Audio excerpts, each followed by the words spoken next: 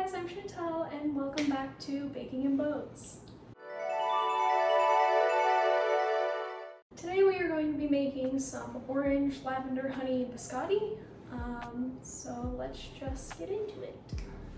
Okay, so now that the oven is preheating to 325 if you're at a high altitude or 350 if you're at a normal sea level altitude. Here is the recipe. I'll have it on the screen, like right here somewhere for you to copy, and I'm sure we'll put it in the description down below as well.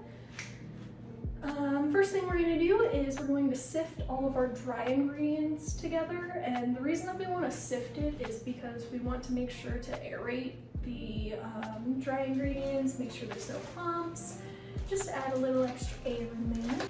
So we need 2 1/4 cup of flour, and when you're making biscotti, it is a dry kind of dough, and so because of that, you want to make sure that you adjust the liquid proportionately, or the flour really proportionately.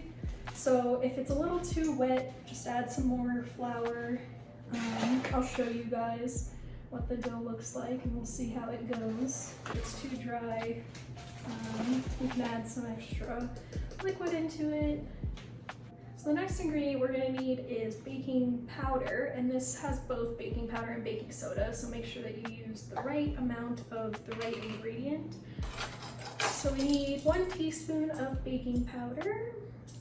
I've done that a few times before where you get those two confused and the taste will be off in all sorts of ways. So a teaspoon of baking powder. And then we need 1/2 teaspoon of baking soda. The next ingredient we're going to need is 1/4 teaspoon of salt. Wow, salt. Salt. And then we're just going to sift, just to aerate all of that together. See, there were little clumps at the bottom. This is why you sift your dry ingredients, guys. And this is also why we wear aprons. So now that our dry ingredients are all sifted and everything, we're going to move to the mixer. You can whisk this by hand, this next step, and you can mix it by hand, but I have carpal tunnel, so I would rather use a machine that does it for me. It's convenient and nice. So to our mixer, we're gonna crack 3 eggs.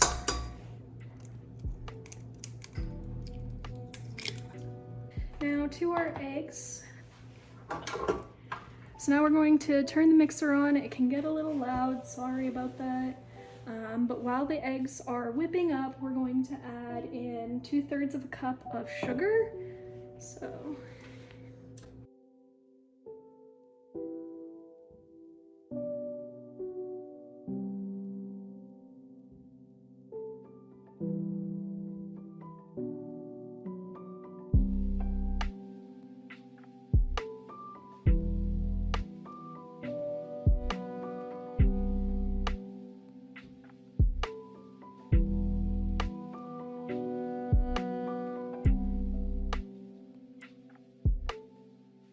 Okay, so you want your eggs to be kind of like a light-ish yellow, so they shouldn't be dark, but you should add enough air into them that it looks kind of like this.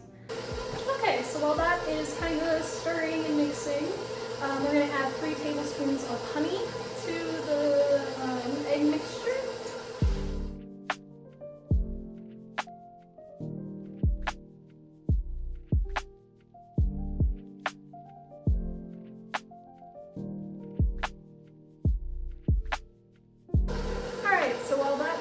Stirring up in there, we're going to measure out 1/2 teaspoon of vanilla and put it in there.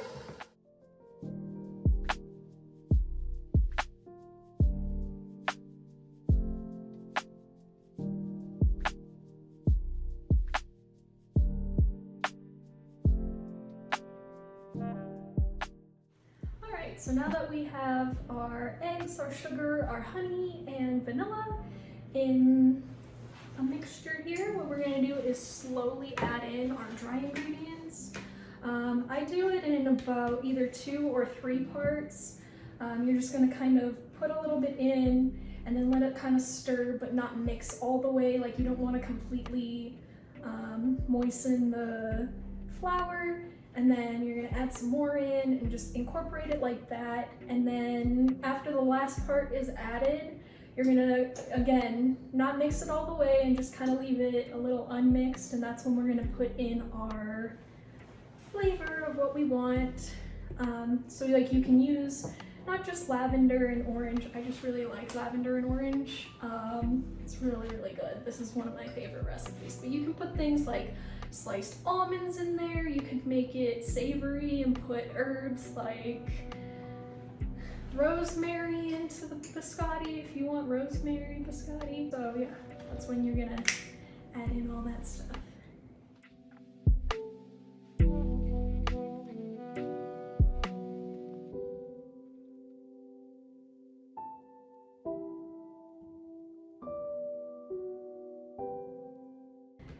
And make sure to scrape the bowl in between each round. I think I'm only gonna do 2 this time around, it's fine.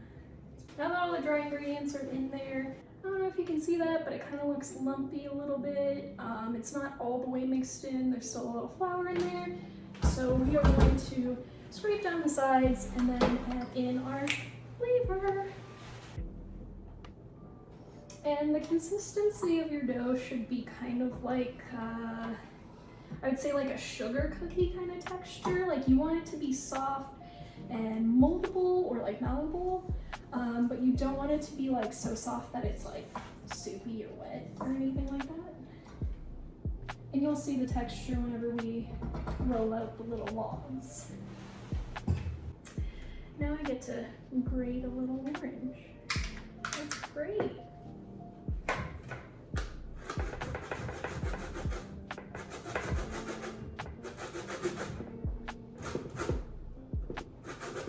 So when zesting an orange, you will have a few layers. So like, there's the darker, or like, this is any citrus really. You have like the darker rind, which you want to zest. It starts to get a little bit lighter, and you want to make sure that you don't get it to the point where you see white when you're zesting.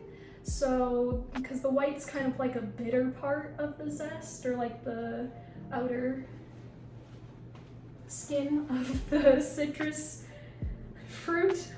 So you don't want to get the white parts in there, because that'll make it really bitter.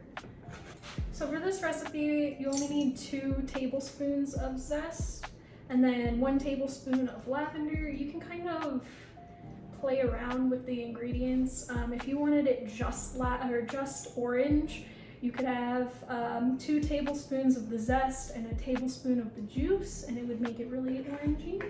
You can also add like almonds and stuff to it.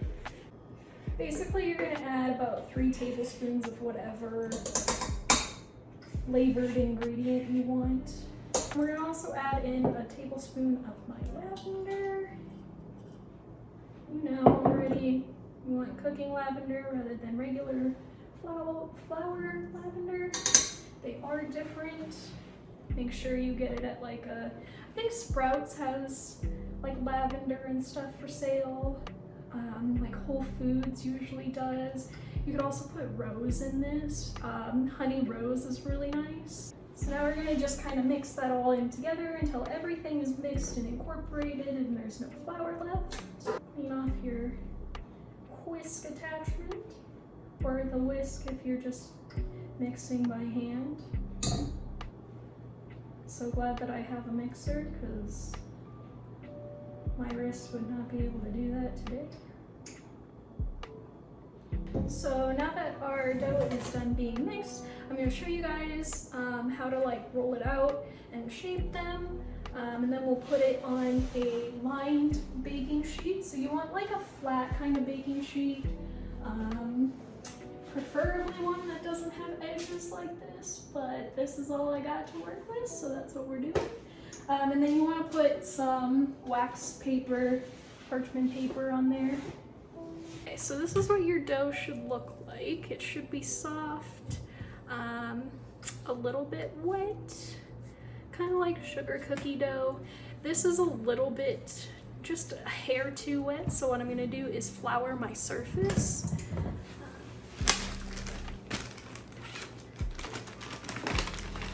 Honestly, I hate doing this because it makes such a mess. I don't ever want to clean it up, you know. So we're gonna flour the surface, and this dough makes 2 logs, so you're gonna divide your dough in half and then kind of roll it out. Throw a little extra flour on top there, just to kind of help incorporate that in. So you want to make sure that your dough is still soft, but you don't want it to be sticky. So it shouldn't stick to your hands, it shouldn't stick to the table, none of that.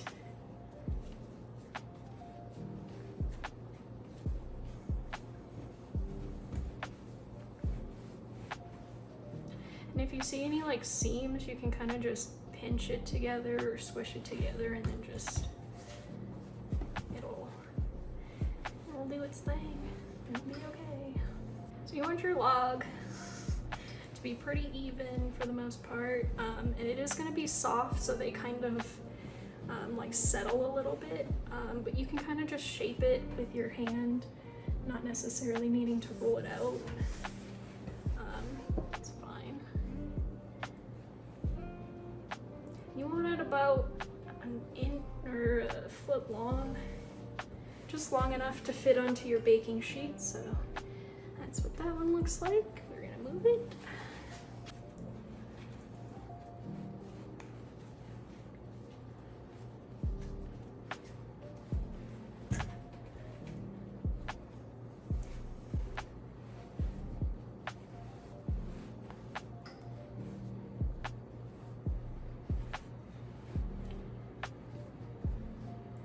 Okay, now that we have our log shaped, we are going to put them on our baking sheet, and then we're going to throw it in the oven for about 35 minutes to bake.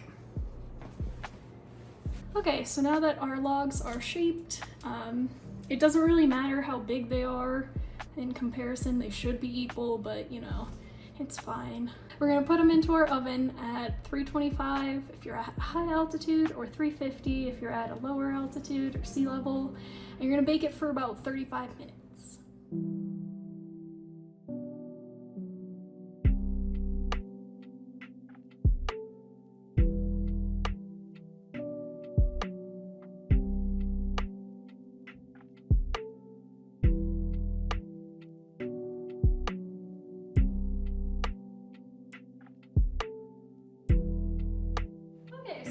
Biscotti is done cooking the first time. We're going to let it cool off for about 10 minutes. We're going to take it off of the parchment paper, and then we're going to slice it, and then we're going to put it back onto the baking tray. We're going to lower the oven temperature by 25 degrees. So if you're at a higher altitude, you're going to lower it to about 300 degrees. And if you're at sea level or regular altitude, you're going to leave it at 325. Gonna let it cool for now, and then I'll show you guys how to slice your biscotti. Now that our biscotti has cooled down a little bit, I'm gonna show you guys how to cut it. So biscotti is kind of like a cookie that's twice baked, so it's a really tough, hard, kind of crunchy cookie. It's really good if you dip it into like tea, or if you dip it into like morning coffee or something like that. So you kind of want to dip it into something, and that's why it's so hard, is because it absorbs liquid, so it's like a hard biscuit cookie kind of thing. So as far as storing it, you can keep your biscotti in like a little Ziploc bag on the counter, and it'll keep for about 3 months. Or you can keep it in your freezer in a plastic baggie as well for close to about a year, because it's a hard biscuit, so it's not like it's going to go bad. It'll just get more and more hard, so it's fine. Especially if you're going to dip it into like coffee or tea or something like that. So when you cut biscotti, you want to cut it on a bias, which means that you're going to cut it diagonally. So you don't want to cut it completely like that. You're going to kind of cut it in like a diagonal fashion. So you're going to cut off a little bit of a butt.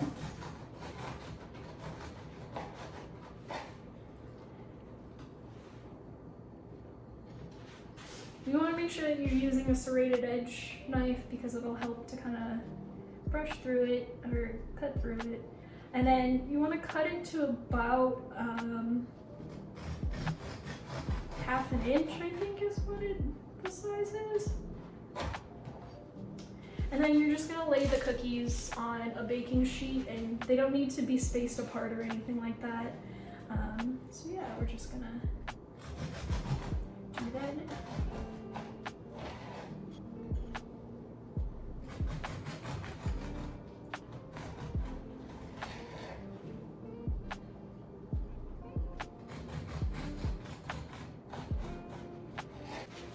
Okay, so now that we've cut our biscotti, you're gonna just put this right back into the oven for about 10 to 15 minutes until the biscuits are hard.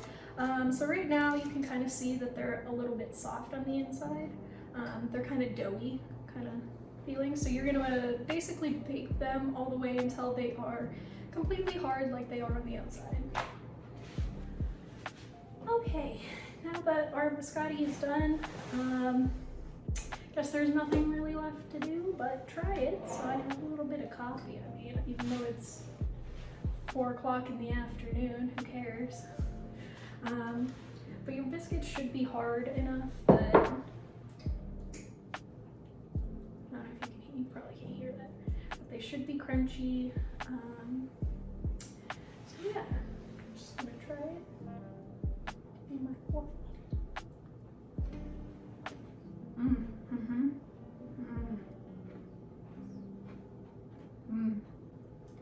Really crunchy, some lavender, a little honey.